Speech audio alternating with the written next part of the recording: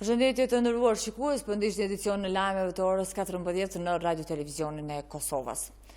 Punëtorët e Radio Televizionit të Kosovës kanë protestuar para Kuvendit të Kosovës duke kundërshtuar përfshirjen e RTK-s si ndërmarrje shoqërore në projektligjin për pagat. Komisioni për Administratë Publike, Qeverisje Lokale dhe Medje e ka përfshirë RTK në ligjin për pagat, duke i krahasuar gazetarët me shërbyesi civil. Sipas sindikatës së punëtorëve të RTK-s, kjo është e kundërligjshme, sepse Radio Televizioni i Kosovës ka ligjin dhe se statusi i saj është ndërmarrje e pavarur me status të veçantë. Të ndjekim deklaratën e kryetarit të Sperkut, Gazim Bimbashi. Vend se RTK-s me ja kriju mundësit që me qenë transmetues publik, i publiku që është edhe i themelum si televizion publik, ky komision me veprimet e fundit që ka përfshirë në ligj për pagat, do të thotë e ka shndru televizionin ose po tenton me shndru televizionin publik në atë shtetëror. Ndërkaq ne të gjithë punonjësit të RTK-s të vendosur me një zëri, nuk do ta lejojmë transmetuesin publik që të shndrohet në transmetues shtetëror. Kjo nuk është protesta e vetme, kjo është vetëm fillimi i një proteste, i një pakënaqësie që 20 vjet partitë politike kanë pas mundësi me e kthy RTK-n me ja kthy pavarësinë editoriale. Ka pas pavarësi editoriale, por është dashur me ja caktu financimin pavarur, pronën. RTK-ja sot e 20 vite nuk ka pronë. Punëtorët e RTK-s sot e 20 vite nuk kanë kushtet punës. Ne jemi duke punu në hapësira të improvizuara, nga garazha. Greva në arsim ka hyrë në javën e saj të tretë pas një shenjë se mund të ndërpritet. Përfaqësuesit e së bashkut paralajmërojnë për shkallëzim, ndërsa qeveria nuk jep shenja se mund të përmbush kushtet e mësimdhënësve. Në anën tjetër, prindrit po kërkojnë fillimin e mësimit pasi nga greva po humbin nxënësit. Ndërkohë, Këshilli i Prindërve i Prishtinës përmes një komunikate për medje paralajmëron që nëse palët nuk arrin marrëveshje deri nesër, do të bëjnë thirrje për protesta qytetare për të shprehur kështu pakënaqësinë e plotë me gjendjen e sistemit arsimor, e duke paraqitur edhe kërkesat përkatëse. Në shenjë pakënaqësie ndaj projektligjit për paga, shërbyesi civil të komunës së Prishtinës nga ora 9 deri në orën 10 kanë mbajtur grevë, e cila pritet të zgjasë deri në realizimin e kërkesës së tyre që koeficienti të rritet për 40%. Ndërsa nga nesër edhe sindikata shërbyese civil ka paralajmëruar grevë. Ata kanë dy kërkesa për qeverinë e Kosovës: nivelimin e pagave dhe njohjen e përvojës së punës gjatë viteve të 90-ta. Specialistët stomatolog të papunë kanë protestuar para qeverisë së Kosovës. Stomatologët kanë protestuar me kërkesën e vetme, punësimin në institucionet publike shëndetësore. Ata akuzojnë koalicionin për premtimet e dhëna se nga 1 janari 2019 nuk do të ketë specialistë të papunë. Ne vazhdojmë të bredhim rrugëve. Pas 22 vitesh shkollim kërkojmë të drejtën tonë për punësim, kanë thënë ndër të tjera stomatologët. Specialistët stomatolog të papunë kanë protestuar para qeverisë. Stomatologët kanë protestuar me kërkesën e vet me punësimin në institucionet publike shëndetësore. Ata akuzojnë koalicionin për premtimet e dhëna se nga 1 janari 2019 nuk do të ketë specialistë të papunë. Të ndjekim deklaratën e Mirjeta Birishës, përfaqësuese e stomatologëve specialistë. Ne dihet se është hera e tretë që protestojmë brenda këtij muaji. Qëllimi jon kryesor është të kërkojmë, sepse kërkojmë vende pune, që të bëhet një sistemim i përgjithshëm të gjithë këtyre specialistëve të gjithë të cilët janë të papunë dhe presin me vite për të sistemuar dikun. Ministri është duke punuar, mirë po ne kërkojmë që ta përkrojmë ministrin në këtë aspekt dhe të bëjmë një zgjidhje për ne. Vetmi qëllim është sepse kërkojmë punë, jemi të papunë. Kryetari i Lidhjes Demokratike të Kosovës Isa Mustafa ka kërkuar zgjidhje të menjëhershme për grevat, duke theksuar se qeveria ka bërë veprime përmes të cilave ka krijuar hapësirë që të gjithë të kërkojnë rritje të pagave. Është dëm i madh kur fëmijët fillojnë të mësohen të humbin mësimin dhe kur pacientët shtrëngohen të durojnë sëmundjet e tyre pa e ditur se kur do të përfundojnë grevat, ka shkruar Mustafa. Ai më tutje thotë se duhet të gjendet zgjidhje menjëhershme mbi bazë parimore, të sigurohet që pagat të jenë të njëjta për punë të njëjta dhe pagat të jenë me harmoni me kapacitetin buxhetor.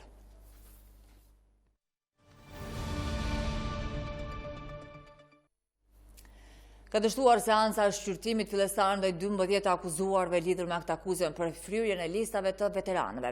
Seansa shtyrë për datën 14 mars pasi u thanë se nuk janë krijuar kushte për të zhvilluar seansa. Në të parashije të diskutojnë në lidhje me propozimin e Prokurorisë Speciale të Kosovës për masë të përkohshme për ndalimin e pensioneve për veteranët e rrejtshme. Sipas pretendimeve të Prokurorisë Speciale nga provat e siguruara deri më tani, është vërtetuar se nga pagesat e kundërligjshme për veteranët, buxheti i Kosovës është dëmtuar në shumën prej mbi 68 milion euro. Të ndjekim deklaratën e kryetarit të organizatës së veteranëve të luftës së UÇK-s, Hysni Gucati. Po thamë dhe sot se kjo, sot që ka filluar, është mirë që do të shopi Bishiqeri, por në frymin e këtyre listave nuk kanë faj vetëm komandantë, kanë faj edhe politika këtu. Unë nuk do ta shmongi politikën fare, që këto çdo shtroz thirrën në lidet e partive ndryshme, që kanë faj edhe të dojnë pjesë e fajt bashkë me komandantët. Unë s'kam nevojë të shkoj me emra, vetë fjalë tregon që këtu politika ka fajt edhe politika do të jetë këtu sot bashkë me komandantët. Unë mendoj që mbasi është mirë politika me veteranë, është mirë që të merret politika edhe sot. Me zgjidh problemin në herë për gjithmonë. Me pranu fajin edhe ata pjesën e fajt vet, kështu që mendoj fajin përgjysmë. Kryeministri Haradinaj në një konferencë për medje ka folur për dialogun greva taksën ndaj produkteve serbe.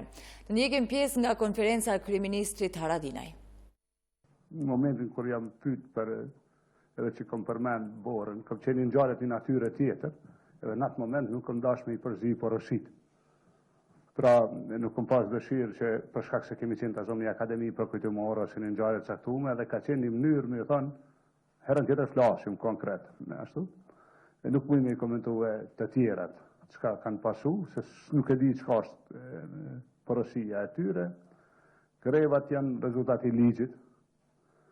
Pra të gjithë po kërkojnë pozicion më të mirë në ligj, derisa të votohet ligji të gjithë kanë protestuar me bë greva e me provu me gjetë një pozicion më të avancuar.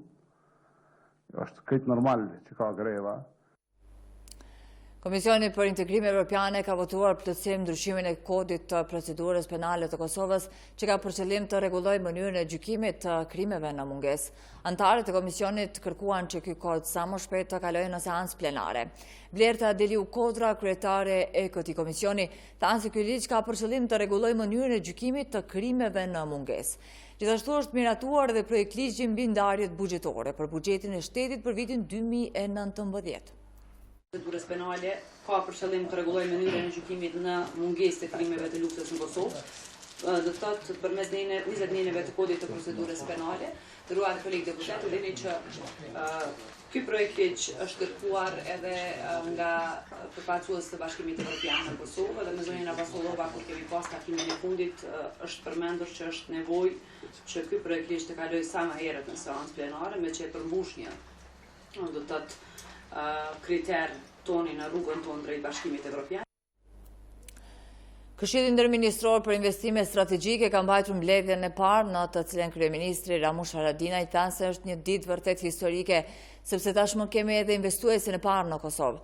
Kurse ministri i Tregtisë dhe Industrisë Enrik Shala tha se ky takim është ndër të arriturat më të mëdha të kësaj qeverie në aspektin e zhvillimit ekonomik të vendit tonë, në rritjen e investimeve të huaja direkte.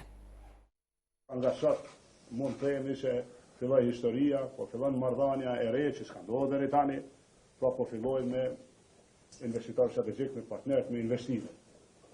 Po shumë e rëndësishme të theksojmë pra se një kompani e para në Teras Shovi Kosovo LLC, pra i ka përmbush nga ajo që është konstatuar dhe pra teve jemi blerë sot, pra i ka përmbush parametrat e parë për shqyrtim. Shpresoj që së shpejti në qeverinë e vendit do ta kemi propozimin e juaj, që të japim përkraje, që të pasojë matutje dhe që të ndodhë investimi. Është nënshkruar marrëveshje për njohjen reciproke të patent shoferëve ndërmjet Kosovës dhe Maqedonisë. Ministrat e brendshëm të dyja vendeve, Krem Mustafa dhe Oliver Spasovski, u shprehen se arritja e kësaj marrëveshjeje është mundësi e mirë për të dy shtetet, pasi rritet besueshmëria për dokumentacionet përkatëse dhe ofrohet qytetarëve komoditet më i madh. Ju ofron qytetarëve një komoditet shumë më të mirë për të qarkulluar dhe për të kryer punët e tyre të përditshme rreth qarkullimit nëpër territorin e Maqedonisë dhe territorin e Kosovës, për shkak se lidhjet mes Maqedonisë dhe Kosovës janë lidhje mjaft të mëdha dhe bizneset të cilat kryejnë shërbime në Kosovë dhe në Maqedoni janë në nivele të ngritur. Në shkrimi i marrëveshjes ndërmjet dy qeverive për pranim reciprok të patent shoferëve, akt ndërkombëtar nga i cili dobi më të madhe do të kenë qytetarët e Republikës së Maqedonisë dhe të Republikës së Kosovës për arsye se rregullon çështjen e pranimit reciprok të patent shoferëve të lëshuara në njërin apo shtetin tjetër.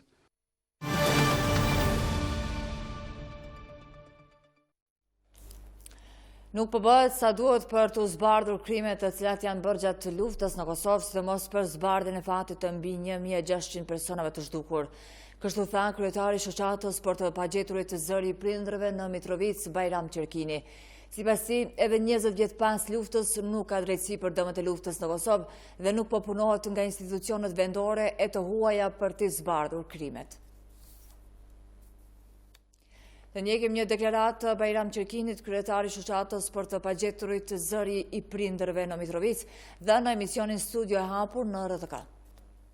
Kanë dhimbjet mëdha, kanë anth që 20 vjet nuk është i vogël gjithmonë me një anth, gjithmonë me një mendim sa pe vjen fëmiu nesër apo masnesti, apo dihet nesër apo masnesti diçka, dhe si e ndin familjarët është pyetje shumë e rëndë, çfarë shtron e nin familjar, sa që unë mendoj familjar drejt për drejt i prekun, nuk mund ta bën gjumin si gjum, po edhe drekën si drek nuk mund ta hanë për pa mendu për ma të dashtin vet.